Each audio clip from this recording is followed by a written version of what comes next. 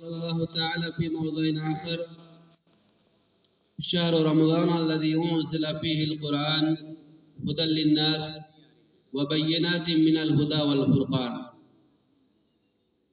وقال النبي الكريم صلى الله عليه وسلم: بلغوا عني ولو آية. محترم علماء کرام، دینی ملی بھائیوں، بزرگوں اور دوستوں، اللہ رب العالمین کی تعریف اور توصیف کہ اللہ رب العالمین نے ہم تمام لوگوں کو مختلف جگہ سے ایک جگہ جمع ہونے کی توفیق عطا فرمائی۔ فلک الحمد ولک الشکر۔ آخری نبی جناب محمد رسول اللہ صلی اللہ علیہ وسلم پر بے انتہا درود و سلام نازل ہو۔ اللہم صلی علی محمد وعلی آل محمد کما صلیت علی ابراہیم وعلی آل ابراہیم انکا حمید مجید۔ اللہم بارک علی محمد وعلی آل محمد کما بارکت علی ابراہیم وعلی آل ابراہیم انکا حمید مجید۔ محترم علماء کرام، دینی ملی بھائیوں، جیسا کہ آپ دوپہر تقریباً 11 بجے سے لے کر 2 بجے تک قرآن کی رسم و اجرا کے بارے میں تقریر آپ نے سماعت فرمائی، اور یہ تقریباً جتنے بھی خطابات ہوئے، بیانات ہوئے، قرآن کے اوپر ہی تھا۔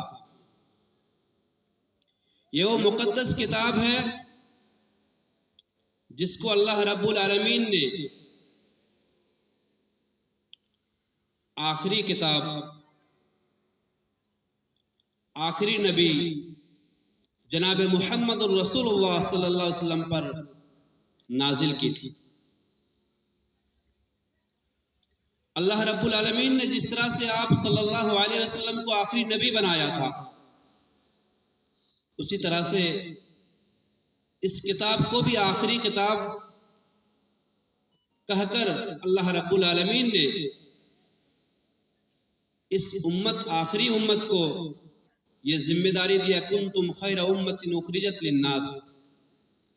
اللہ رب العالمین نے کہا کہ تم بہترین امت ہو، تم کو ہم نے لوگوں کے لیے نکالا ہے، تم لوگوں کو توحید کی دعوت دو گے اور شرک سے لوگوں کو روکو گے اور اللہ رب العالمین پر ایمان رکھو گے۔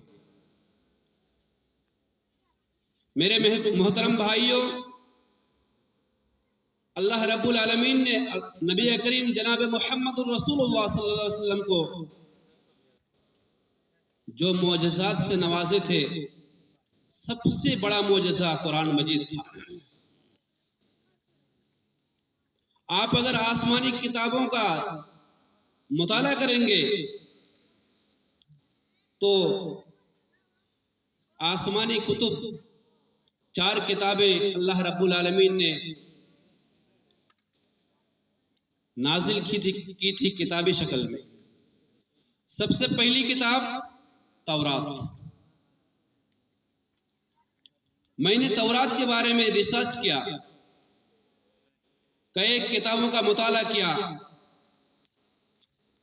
اور کئی بیانات میں سماعت کیا یوٹیوب کے ذریعے سے اور کئی ذرائع سے، جہاں تک ہم کو ملا کہ تورات میں تقریباً 100 پارے ہیں، اور دوسرے قول کے مطابق تورات میں 1000 پارے ہیں۔ سبحان اللہ! یہ کتاب اللہ رب العالمین نے حضرت موسیٰ علیہ السلام پر نازل کیا تھا، اور کتابی شکل میں آسمانی کتابوں کا جو سلسلہ شروع ہوا، سب سے پہلی کتاب ہے۔ دوسری کتاب آسمانی کتاب زبور ہے۔ اللہ رب العالمین نے کہا وَآتَيْنَا دَاوُدَ زَبُورًا، اللہ رب العالمین نے داؤد علیہ السلام کو زبور عطا کیا تھا۔ یہ دوسری آسمانی کتاب ہے۔ میں زبور کے بارے میں ریسرچ کیا تو ملا کہ زبور میں 150 پارے ہیں۔ سبحان اللہ، زبور میں اللہ رب العالمین نے جو کتابی شکل میں نازل کیا تھا، پارے کے حساب سے 150 پارا اس میں۔ تیسری آسمانی کتاب انجیل، یہ حضرت عیسیٰ علیہ السلام پر اللہ رب العالمین نے نازل کیا تھا۔ انجیل کے بارے میں اس وقت یہ کتاب گرچہ وہ کتاب نہیں ہے جو اللہ رب العالمین نے نازل کیا تھا، اس میں تقدیم و تاخیر کر کے جس کتاب کو منظر عام میں آج دیکھتے ہیں ہم لوگ، اس کا نام بائبل ہے، جو مقدس جو کتاب مقدس ہے وہ نام ہے انجیل۔ اس کو اگر ہم دیکھیں گے تو اس میں 27 پارے ہیں۔ اللہ رب العالمین نے یہ کتاب حضرت عیسیٰ علیہ السلام پر نازل کیا تھا، اور انجیل میں 2 کتاب ہے، ایک ہے اولڈ ٹیسٹمنٹ اور ایک ہے نیو ٹیسٹمنٹ۔ ایک چوتھی کتاب جو اللہ رب العالمین نے نازل کی تھی، اور یہ آخری کتاب ہے قرآن مجید، جس میں 30 پارے ہیں۔ اگر ہم جائزہ لیں گے تو سب سے پہلی کتاب تورات، جس میں 1000 پارے ہیں۔ دوسری کتاب زبور، جس میں 150 پارے ہیں۔ تیسری کتاب انجیل، جس میں 27 پارہ ہے، اور چوتھی کتاب جس میں اللہ رب العالمین نے جس کا نام قرآن مجید سے نوازا ہے، جس میں 30 پارے ہیں۔ اگر آپ جائزہ لیں گے تو قرآن مجید کو اللہ رب العالمین نے جو مقام عطا کیا تھا، اللہ رب العالمین نے جو مقام عطا کیا ہے، ان چاروں کتابوں میں، ان تینوں کتابوں میں یہ ناسخ ہے۔ اور اگر آپ اور زیادہ کتابوں کے بارے میں مطالعہ کریں گے، آسمانی کتب کے بارے میں، تو 100 صحیفے ہیں، 100 صحیفے ہیں، اور یہ 4 آسمانی کتاب ہے۔ تو کتنے بنے کتابیں اللہ رب العالمین کی؟ 104، جس میں سے اللہ رب العالمین نے 103 کتابیں یعنی 100 صحائف، اور 3 کتابوں میں سے اللہ رب العالمین نے ناسخ قرآن مجید کو قرار دیا ہے۔ اور حدیث میں بالکل واضح ہے، اللہ کے نبی جناب محمد رسول اللہ صلی اللہ علیہ وسلم فرما رہے ہیں کہ حدیث میں کہ اگر موسیٰ علیہ السلام میرے امت میں زندہ ہوتے تو ان کو بھی میری اتباع کرنی پڑتی۔ میرے بھائیوں، اللہ رب العالمین نے قرآن مجید جیسی کتاب ہم کو عطا کی ہے، اور یہ بہت بڑی ذمہ داری ہے۔ یہ ذمہ داری سے ہم چھٹکارا نہیں پا سکتے۔ آپ کے نیپالی زبان میں قرآن کے تراجم میں سنا کہ 5 سے 6 جگہ پر یہ تراجم آ چکے تھے اس سے پہلے۔ آج دیکھیے رسم اجرا یہ نمبر 7 یا تو 6 پر ہے۔ آپ کے نیپال میں غیر مسلم بھائیوں کی جو تعداد ہے، ان کو کتاب پہنچانا ہے، یہ قرآن کی دعوت دینی ہے۔ اگر آپ قرآن کی دعوت نہیں دیں گے، ہم قرآن لے کر نہیں پہنچیں گے، قیامت کے دن اللہ رب العالمین سوال کرے گا،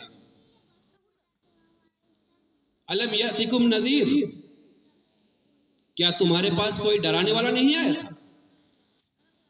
हमारे पास क्या जवाब होगा? अगर हम दावत दिए हैं, ये कुरान हम पहुंचाए हैं, तो बिल्कुल हमारे पास जवाब होगा कि हम उनको दावत दिए हैं। नहीं तो ऐसा होगा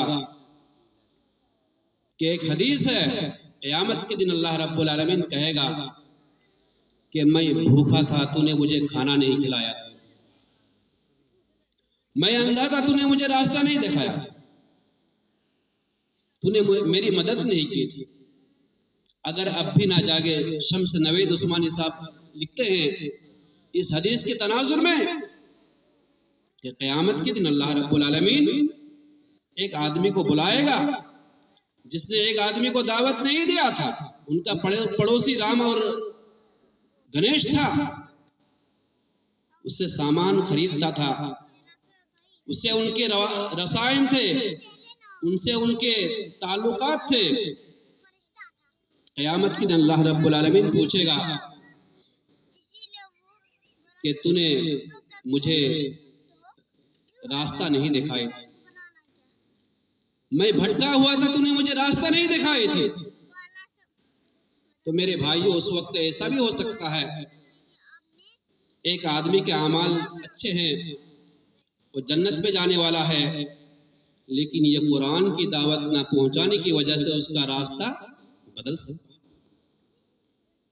जरूरत इस बात की है कि ये प्रोग्राम में आने के बाद हमारे लिए लाजिम बन रहा है, हमारे ऊपर फर्ज हो जाता है कि हम दूसरों तक ये दावत पहुंचाएं।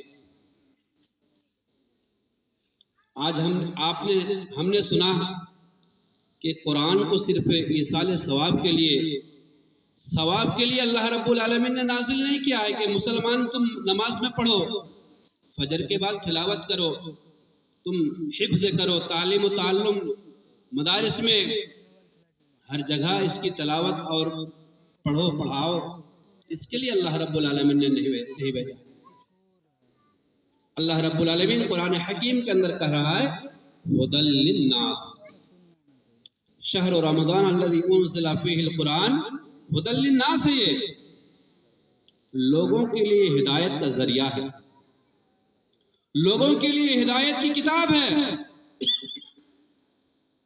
लोगों के लिए हिदायत का खुला हुआ खत है। एक ऐसा खत, एक ऐसा लेटर आपके पास आ जाए जो इंग्लिश में रहता है, कोई बैंक के या तो कोई और कंपनी का खत आता है आपके पास, कितना आप परेशान होते हो। जो उस जबान का मालिक है उसके पास जाते हो और कहते हो आप सुनाओ इसमें मेरा क्या लिखा हुआ है, ये किस चीज का खत है। जब आप सुनते हो आपका दिल इत्मीनान हो जाता है। एक ऐसी किताब जिसको अल्लाह रब्बुल आलमीन ने हिदायत का जरिया बनाया है, हिदायत का सरचश्मा बनाया है, उन भाइयों का हिदायत का खत बनाया है, तोहफा बनाया है। अगर हम उनके पास ले जाएंगे, पढ़ेंगे, देंगे और कहेंगे ये किताब आपकी भी किताब है, ये किताब लेने का, पढ़ने का, रखने का आपका भी हक है, यकीनन वो खुश होगा, वो इत्मीनान होगा, आपका नजात का जरिया बन जाएगा। मेरे भाइयों, हम लोग सुनते हैं लेकिन भूल जाते हैं, एक कान से सुनते हैं दूसरे कान में निकाल देते हैं। ये प्रोग्राम में कुछ लोग ऐसे होते हैं बगैर दावत के नहीं आते। शादी होती है क्या, बारात या तो दावत का जो पंडाल होता है उसमें बगैर दावत के कोई आता है खाने के लिए? नहीं आता। जिसको दावत दी जाती है वही आता है। हमारे गैर मुस्लिम भाई, क्या हमने कभी उसको दावत दिया है? दावत नहीं दिया है, जिसकी वजह से वो नहीं आए। دعوت نہیں دیا ہے جس کی وجہ سے وہ قبول نہیں کیے، دعوت نہیں دیا ہے جس کی وجہ سے وہ قرآن کو جلا رہے، مسجد کا ہم نے تعارف نہیں کیا ہے جس کی وجہ سے ہماری مسجد کو منہدم کر رہے ہیں۔ ایک ایسا گھر جس گھر کے بارے میں آپ بتائیں یہ آپ کا گھر ہے، کبھی وہ توڑے گا نہیں۔ ایک ایسی کتاب جس کے بارے میں آپ کہیں یہ آپ کی کتاب ہے، کبھی وہ کتاب کے بارے میں غلط نظریہ نہیں کرے گا، کبھی وہ کتاب کے بارے میں غلط سوچے گا نہیں۔ ایک ایسی آواز حی علی الصلاح حی علی الفلاح کے بارے میں آپ کہیں، اس آواز کا مطلب ہے آپ اللہ کے بارے میں سوچو، اللہ کے بارے میں آپ غور کرو کہ اللہ الذی خلق السماوات والارض وما بینہما فی 6 ایام ثم استوى علی العرش، جو اللہ رب العالمین عرش پر مستوی ہے، اللہ وحدہ لا شریک ہے، نہ اس کا کوئی باپ ہے نہ اس کا کوئی بیٹا ہے، وہ اکیلا ہے، وہ تن و تنہا ہے۔ اس کے بارے میں آپ سوچو، اللہ رب العالمین کا یہ پیغام ہے، یہ آذان کہہ رہی ہے کہ آپ اللہ کو پہچانو، اللہ کے راستے میں آؤ، اللہ کے گھر کی طرف بڑھو۔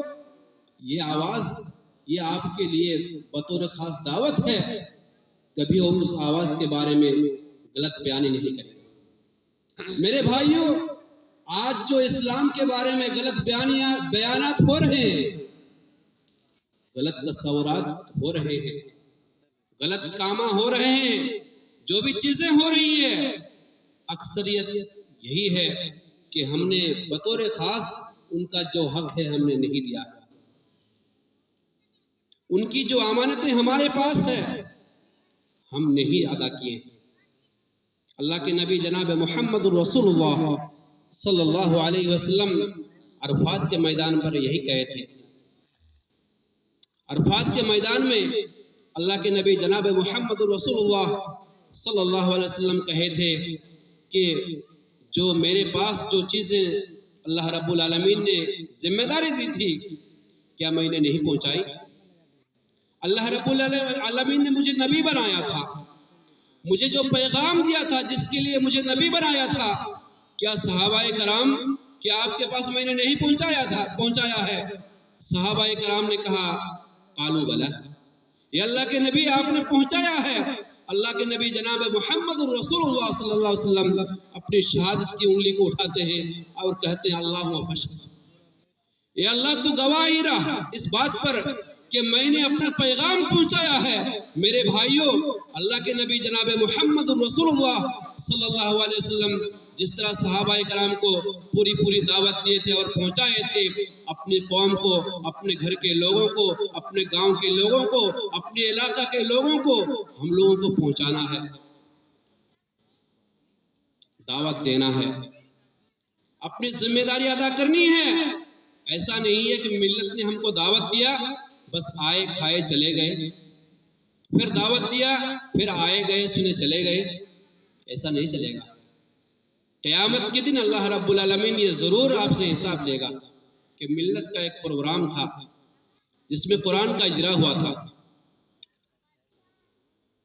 ایک ایسا پروگرام جس میں آپ کو یہ کہا گیا تھا، یہ ذمہ داری دی گئی تھی کہ آپ گھر جاؤ گے، آپ کے قرب و جوار میں جو بھی لوگ رہتے ہیں، مسلمان ایسے لوگ جو نماز نہیں پڑھتے، قرآن نہیں پڑھتے، غیر مسلم بھائی ایسے ہیں جن کو قرآن کے بارے میں کوئی تصور ہی نہیں ہے، جو کہتے ہیں کہ مسلمانوں کی کتاب ہے، مسلمانوں کے لیے اللہ رب العالمین نے نازل کیا، مسلمان پڑھیں گے، ایسے لوگوں کو دعوت دو۔